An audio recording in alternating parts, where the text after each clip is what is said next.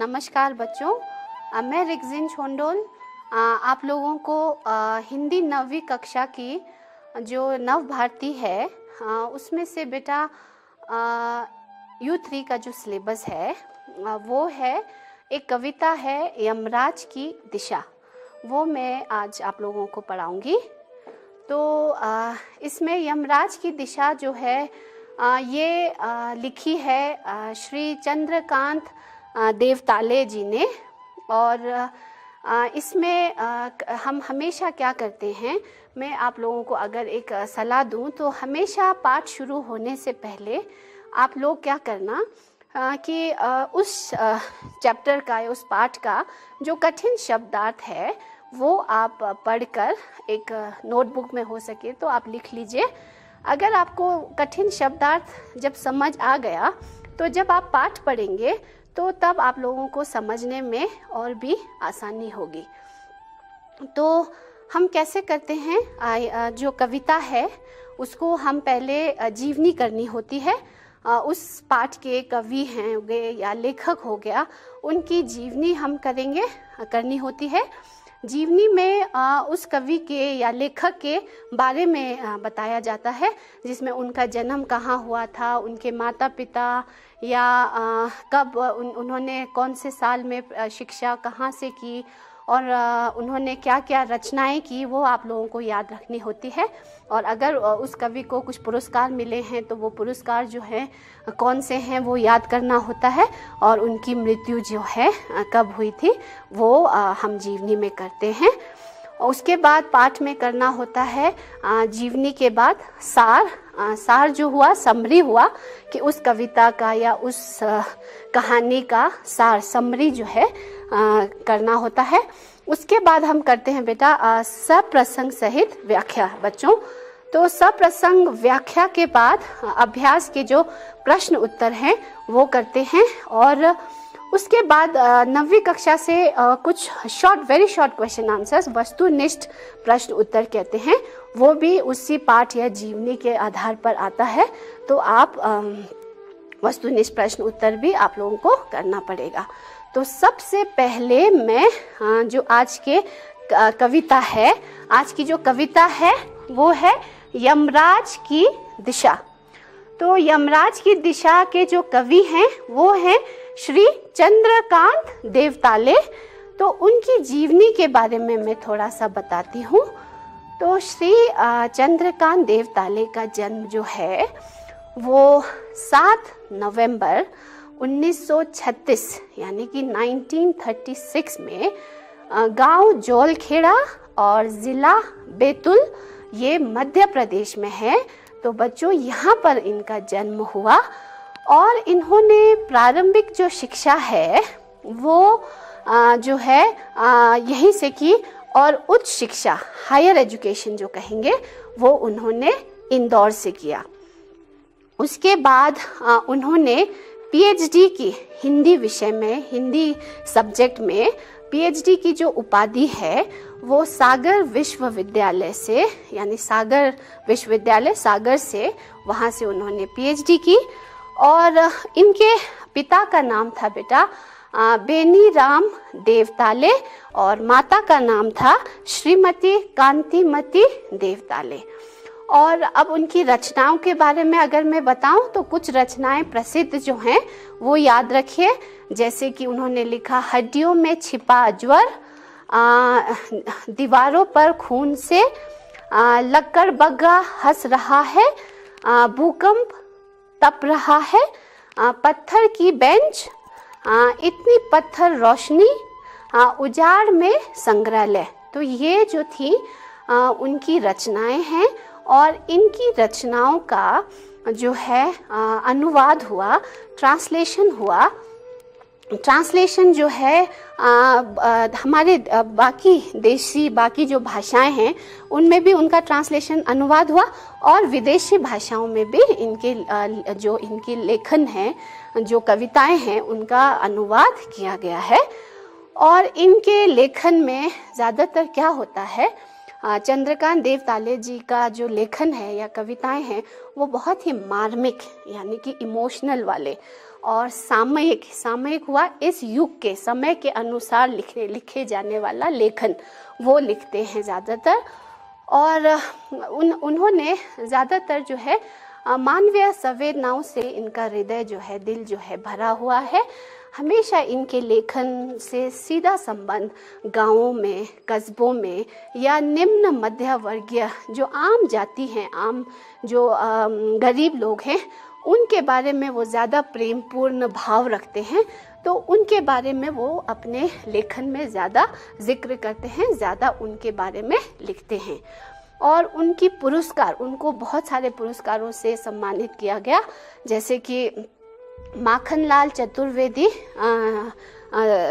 पुरस्कार से सम्मानित किया गया, और मध्य प्रदेश का शासन का शिखर सम्मान जो है उनको सम्मानित किया गया। और इसके अलावा जो हैं वो बहुत ही निडर तरह के और जो भी बात कहना चाहते हैं वो सरल, सरस यानी कि मधुर इसमें, और सरलता से, आसानी से जो कहना चाहते हैं वो सीधे मुंह पे, सीधे लेखन में वो कभी नहीं डरते हैं। हर अगर कुछ वो होते हैं अगर सोसाइटी में, तो उन पर व्यंग्य करने पर वो बिल्कुल भी निडर रहते हैं, कभी नहीं डरते हैं। वो अपने लेखन द्वारा उसको लिखते हैं, और उनका जो ज़्यादातर जो है भावपूर्ण होते हैं। भावपूर्ण मीन्स बहुत ही मीनिंगफुल वाला जो कविताएं हैं वो लिखते हैं। और अगर उनकी मृत्यु की बात करें तो उनकी मृत्यु हुई थी 14 अगस्त 2017 में उनकी मृत्यु, ऐसा माना जाता है। तो ये थी बेटा इनकी जीवनी। तो अब बच्चों इस पाठ का या इस कविता का मैं सार बताती हूँ। सार जो है इस तरह से है कि इस कविता में कवि ने आज के युग की ओर संकेत किया है, और ये बताने की कोशिश की है कि आज के जो मनुष्य, आज के दौर का जो मनुष्य है वो बिल्कुल भी सुरक्षित नहीं है। चारों तरफ से आज के जो दौर के जो लोग हैं वो चारों तरफ से संकटों से घिरे हुए रहते हैं। और जो है आजकल क्या है, पहले के दौर में और अभी के दौर में बहुत परिवर्तन आ गया है। पहले के जो लोग हुआ करते थे वो बहुत ही सरल स्वभाव के, बहुत ही मासूम होते थे। उनकी ज़रूरतें बहुत कम होती थी। वो अपने ईश्वर की भक्ति में ही लीन रहते थे, भगवान की आस्था में इतने विश्वास रखते थे कि छोटी छोटी कठिनाइयों को या जीवन जीने की जो शक्ति है वो सोचते थे कि भगवान ही हमें रास्ता दिखाएंगे। भगवान में इतना विश्वास रखते थे। और उस समय जो लोग हैं, जो बच्चे हैं, वो भी अपने माता पिता को के कहे हुए बातों पर इतना विश्वास करते थे। अगर माँ कहती थी, जैसे कि इस कविता में यमराज की दिशा, इसमें कवि को उनकी माँ ने ये कहा था कि बेटा यमराज की दिशा यानी कि दक्षिण की ओर यमराज, यानी यमराज किसे कहा जाता है, मृत्यु की देवता को कहा जाता है। तो उनकी माँ समझती थी, या तब के समय के जो लोग हैं वो ये समझते थे कि दक्षिण दिशा में जो है यमराज बसते हैं, मृत्यु के देवता बसते हैं, और उनकी तरफ पैर करना, उनके तरफ पैर करके सोना उनकी बेइज्जती करना जैसा है, उनका सम्मान करना होता था, उनसे डर सा लगा रहता था। और वो सोचते थे कि दक्षिण की दिशा में अगर हम पैर करके सोएंगे तो यमराज वहाँ बसते हैं और असामयिक मृत्यु हो सकती थी। तो उनकी माता ने जैसे कहा, उस समय जो है बच्चे माता पिता की बात को इतने मन से, गहरे मन से गांठ बांध लेते थे, एक बार सचेत हो जाते थे कि माँ बाप ने जो बोला वो पत्थर की लकीर बन जाती थी और विश्वास करने लग जाते थे। परंतु आज के दौर के जो बच्चे हैं, आजकल के जो लोग हैं, वो बहुत ही प्रैक्टिकल, उतना भगवान में आस्था नहीं रखते हैं।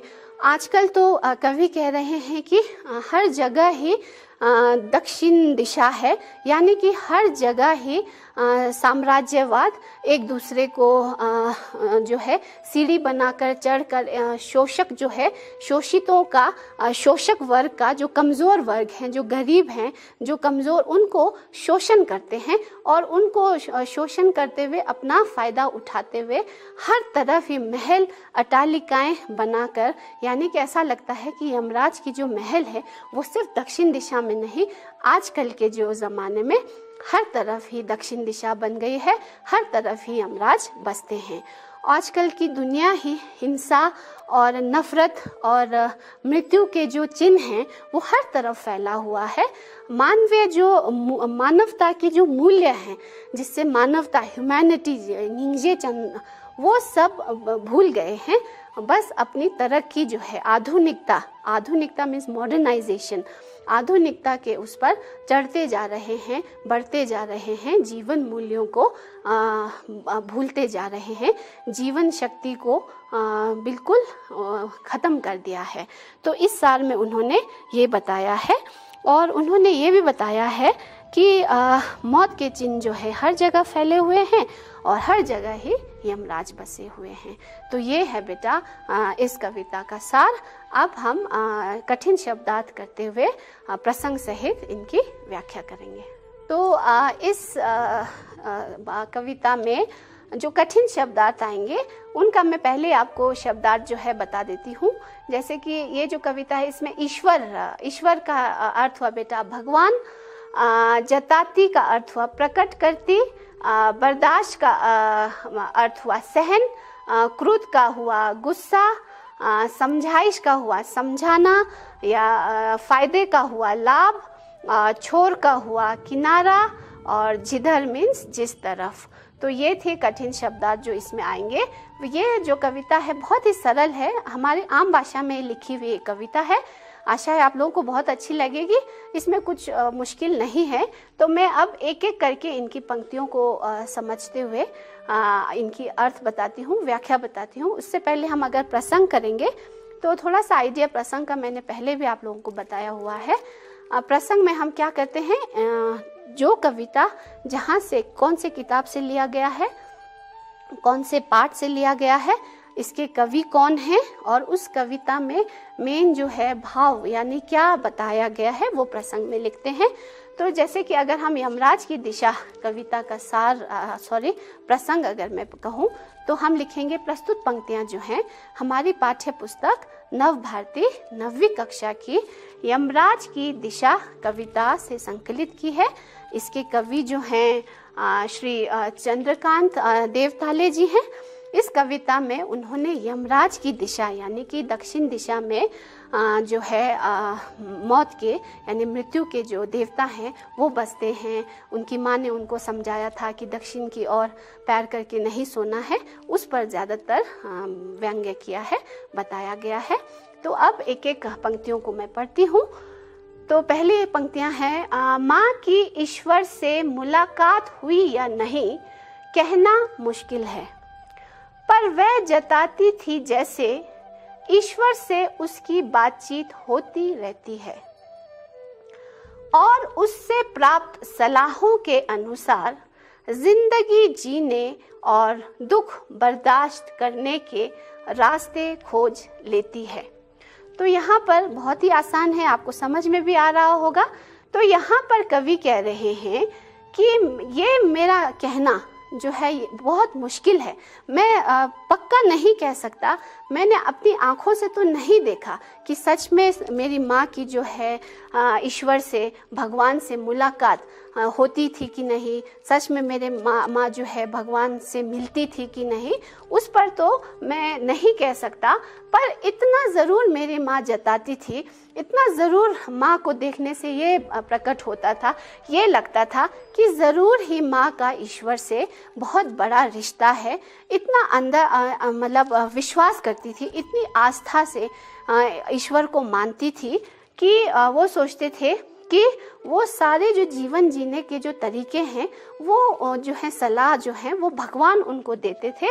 और दुख के समय में या ज़िंदगी जीने के लिए जो ऊर्जा चाहिए होती है, जो एनर्जी चाहिए होती है, जो शक्ति चाहिए, वो उनको भगवान से मिलता था। यानी भगवान जो है सलाह देते थे, रास्ता दिखाते थे। माँ का भगवान पर इतना आस्था, इतना विश्वास था कि वो सोचते थे कि भगवान ही मेरा सारी कठिनाई, सारे जो संकट मेरे जीवन में आएंगे वो भगवान मेरे को रास्ता दिखाएंगे, भगवान ही सुलझा देंगे। इतनी आस्था रखते थे। और उसके बाद है बेटा दूसरा जो है बच्चों, माँ ने एक बार मुझसे कहा था, दक्षिण की तरफ पैर करके मत सोना, वह मृत्यु की दिशा है, और यमराज को क्रुद्ध करना बुद्धिमानी की बात नहीं। तब मैं छोटा था और मैंने यमराज के घर का पता पूछा था। उसे बताया था, तुम जहां भी हो वहां से हमेशा दक्षिण में।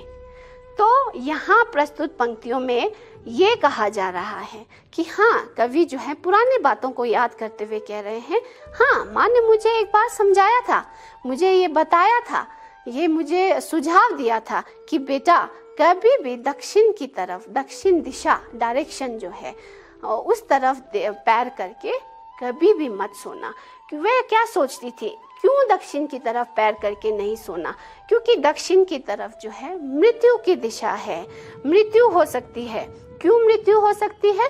क्योंकि उनका मानना था कि दक्षिण की तरफ अगर हमने पैर किया तो वहाँ तो यमराज बसते हैं, मृत्यु के देवता हैं, और उनको अगर गुस्सा आया, अगर उनको क्रोधित किया तो वो असामयिक हमारी मृत्यु हो सकती है।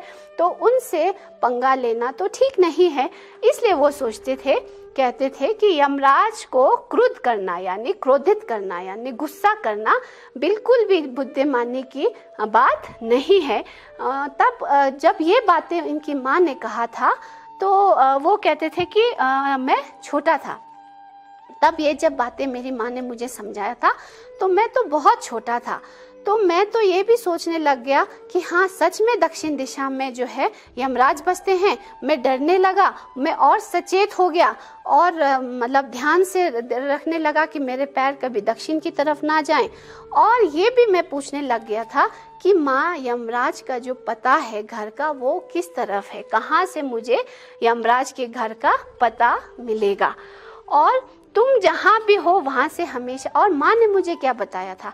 माँ ने मुझे बताया था कि तुम जहाँ हो, जिस जगह पर हो, उसके दक्षिण की तरफ जो है यमराज की दिशा है, यमराज बसते हैं। तो उन्होंने ये कहा था। उसके बाद है दक्षिण दिशा में पैर करके मैं कभी नहीं सोया, और इससे इतना फायदा जरूर हुआ, दक्षिण दिशा पहचानने में मुझे कभी मुश्किल का सामना नहीं करना पड़ा। मैं दक्षिण में दूर दूर तक गया और मुझे हमेशा माँ याद आई। दक्षिण को लांग लेना संभव नहीं था, होता छोर तक पहुँच पाना तो यमराज का घर देख लेता, पर आज जिधर भी पैर करके सो वही दक्षिण दिशा हो जाती है। सभी दिशाओं में यमराज के आलीशान महल हैं और वे सभी मैं एक साथ अपनी दहकती आंखों सहित विराजते हैं। माँ अब नहीं है और यमराज की दिशा भी वह नहीं रही जो माँ जानती थी। तो इन पंक्तियों में बेटा बच्चों ये कहा जा रहा है कि उसके बाद जिस दिन से उनकी माँ ने कहा कि दक्षिण दिशा में यमराज बसते हैं, उस दिन से मैं दक्षिण दिशा में पैर करके कभी भी नहीं सोया। पर इससे मुझे इतना ज़रूर फ़ायदा हुआ कि मुझे दक्षिण दिशा जो है पता करने में बिल्कुल भी परेशानी नहीं आई। मैं दक्षिण दिशा को पहचानने लगा। और कवि जो हैं बहुत इधर उधर घूमने गए हैं, तो ये बता रहे हैं कि मैं दक्षिण में दूर दूर तक भी घूमने गया था, परंतु वही जो बचपन में जो बात माँ ने समझाई थी कि दक्षिण को नहीं लांघना है, उसको क्रॉस नहीं करना है, तो इसलिए दक्षिण को लांघ लेना तो बिल्कुल भी संभव, पॉसिबल नहीं था। अगर मैं उसके छोर हुआ किनारा, तो उसके किनारे तक भी पहुंच जाऊं तो मैं सोचता था कि मुझे यमराज का जो महल है वो दिख जाएगा, परंतु मैं जिधर भी पैर करके सोऊं वही दक्षिण दिशा हो जाती है। परंतु आजकल जो है अब तो ऐसा वक्त आ गया है, ऐसा माहौल, ऐसा आज के जो युग है वो ऐसा हो गया है कि हर जगह ही दक्षिण दिशा है, हर तरफ ही मौत के चिन्ह जो हैं, हिंसा जो है, नफरत जो है, हर जगह फैला हुआ है। हर जगह ही मृत्यु के देवता बसे हुए हैं, हर जगह ही दक्षिण दिशा है, हर जगह ही यमराज के महल हैं, ऐसा लगता है। और वो कह रहे हैं कि मेरी माँ अब तो नहीं रही, परंतु वो जो उनकी जो बातें हैं वो अभी भी मेरे मन में रहती हैं कि यमराज की दिशा जो है, जो पहले माँ ने बताया था, वो इस समय अब इस युग में तो वो बिल्कुल भी वो बात जो है नहीं है, पहले के जैसा युग अभी नहीं है। हर तरफ ही यमराज बसे हुए हैं। जो साम्राज्यवाद हैं वो निम्न वर्ग को अपने फायदे के लिए उनका शोषित करते जा रहे हैं। और यही इस कविता का प्रसंग व्याख्या है बेटा। अब प्रश्न उत्तर जो है वो बहुत सिंपल है, आप लोग खुद ही करने की कोशिश करना। अब मैं आप लोगों को थोड़ा सा वस्तुनिष्ठ जो है इस पोएम को आपको समझ आया है कि नहीं वो देखने के लिए मैं थोड़ा सा वस्तुनिष्ठ करती हूँ। तो पहला प्रश्न है मेरा, माँ किस से बातचीत करने जैसी जताती थी? तो आप लोग बता सकते हो, माँ जो है ईश्वर से बातें कर रही है ऐसा जताती थी, ऐसा प्रकट होता था। माँ किस अपने दुख के समय जो माँ है वो किससे सलाह लेती थी? जो संकट हैं, जो कठिनाइयाँ हैं, जो परेशानियाँ, उनको सुलझाने के लिए किससे सलाह लेती थी? तो ईश्वर से लेती थी। माँ ने किस दिशा में पैर करके सोने के लिए मना किया था? माँ ने दक्षिण दिशा में पैर करके नहीं सोना है ये बताया था। दक्षिण दिशा किसकी है? दक्षिण दिशा यमराज की दिशा है, यानी मृत्यु की देवता की दिशा है। सभी दिशाओं में अब तो किसके आलीशान महल हैं इस युग में? तो सभी दिशाओं में अभी जो है यमराज की दिशाएं हर तरफ हैं, यमराज की महल हर तरफ बने हुए हैं। आज जिधर भी पाँव करके सो उधर कौन सी दिशा है? हर तरफ ही दक्षिण दिशा है। संसार में चारों ओर क्या व्याप्त है? संसार में चारों ओर नफरत, हिंसा व्याप्त है, फैला हुआ है। तो ये था बेटा यमराज की दिशा। मैं आशा करती हूँ आप लोगों को समझ आया होगा। अगर समझ नहीं आया तो इस नंबर पर, जो मेरा व्हाट्सएप नंबर है, प्लीज़ पूछिए और फ़ोन कीजिए, मैसेज कीजिए। थैंक यू, धन्यवाद।